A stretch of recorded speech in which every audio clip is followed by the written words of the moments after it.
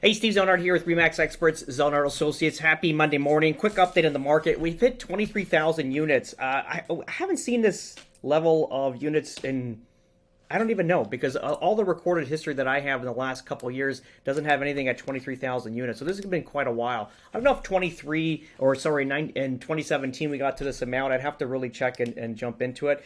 But the highest inventory we've had close to this was October of 2013 rather, when we hit about 20,000 units. So we'll take a look at this. If we're going into the summer months, already heavy inventory, like this is going to be something we haven't faced in quite a while, to be honest. And again, I'd have to go back on the record to see when we saw this last. If I'm going to guess, I'm going to say it's 2017 when we had that big dip because everything was kind of stagnant.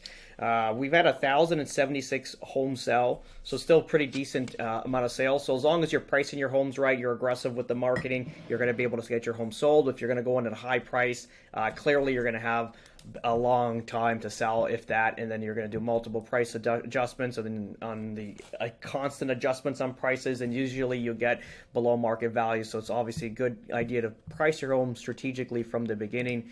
Not a mystery. Bank of Canada dropped their overnight banking rate to on June 5th to last week rather, quarter point. So we're now kind of look it's at 4.75%. We've called this quite early. It's been months. I think I was calling it around here in March, saying that they're going to cut it. They have to. And to be honest, if you kind of look at just the shape of all these articles, they're depleting. Like, this is our real estate market, right? And all you hear about is like affordable rentals. Bank Canada's rate cut could spur housing demand. At a quarter point, it's not going to do anything. We have to do more in order for that to make sense right now, because people are hurting. If you kind of look at here, this article here, residential mortgage debt hits 2.16 trillion amidst the slowest growth in 23 years. So this is the slowest growth CMHC have seen in 23 years. It's kind of scary. So we're headed into a recession, and we don't even know that it's there. We're still spending, we're still doing things, but these headlines scare the shit out of me. Also, if you kind of look at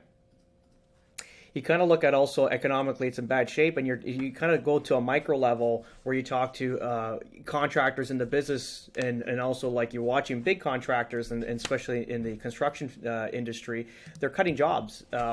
Mike, for example, let me know a few of his contacts that are into really large electrical contracting business, not like small stuff. They're doing like more government jobs. They dropped like 70 jobs, so for like I think from like 207 or 170 laborers, which are licensed electricians, down to 90. So they cut 70 jobs there. It's almost half of their force. And now they just laid off another 20. So they're going to be lean and mean. And these are the people that take up big jobs, government jobs, commercial and stuff like that. The residential sector is totally dead.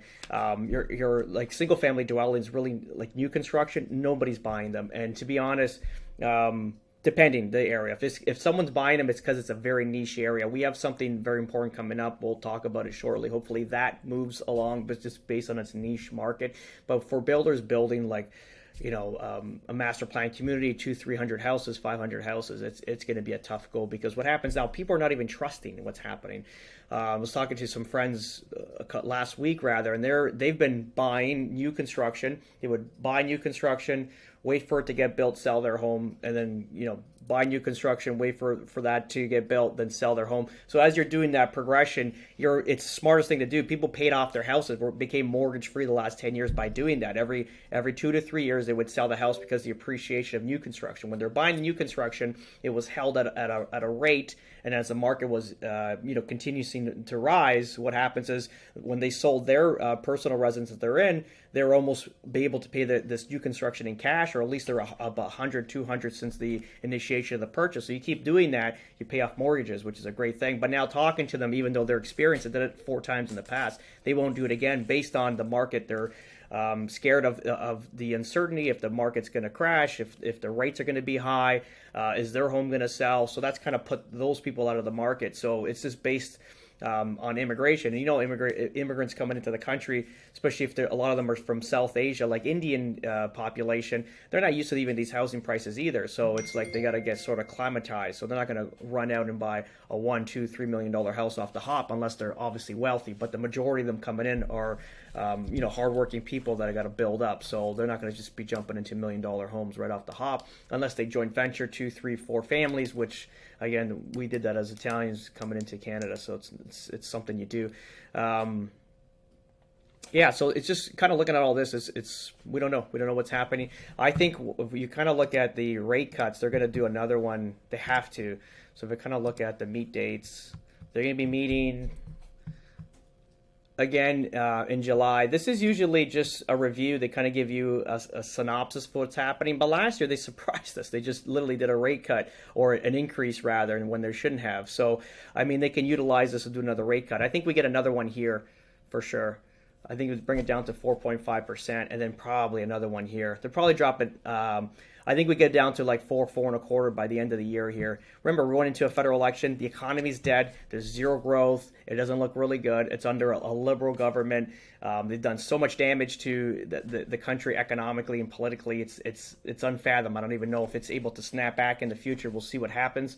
But that's pretty much it. If you have any questions regarding real estate, guys, please reach out. We'll be happy to take your calls.